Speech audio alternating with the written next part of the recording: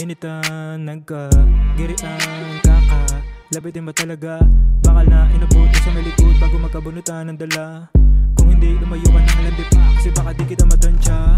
Kasi lilipad ko may kalawakan, hanggang sa himpapawid ay mahawakan. Dalaang mahiwagan na halaman, maghintay lang na ikaw ay pasahan. Habang kayo ay mga lito sa pagyaman, mga punong-puno na mga kasalanan. Tatapakan kahit pa kanya kababayan, sa impyerno nyo na lang malilinawan. Magkakatunog ang mga bugok, hindi na sana sa loob ay pinutok.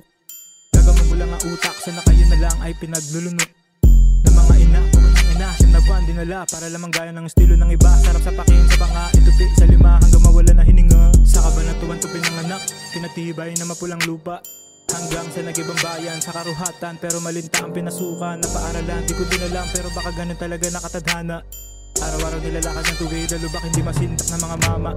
Unang araw sa mataas na paaralan, ba't ang taga Malabo mukhang naliligaw? Mamaya bitaw daw kami sa labas, yun na ang una at huling araw niya sa paaralan. Bakit ba naman sa dinami-dami nang mahihinang nila lang sa loob ng klase? Sa akin pa nabaling ang atensyon, yung tuloy aliigay na bali. Sa lakas ng mga binitawan na sapak, rinig mo talaga ang mga bawat lagapak. Tumatak ang kamao sa mukha, uniforme wasak, ang bibig yabiyak. Hindi ako siga, pumabalag lang, laging dala ang bayag yan. Ang naman naka-airpot, sabi ni Airmat na wag umubing duwaan.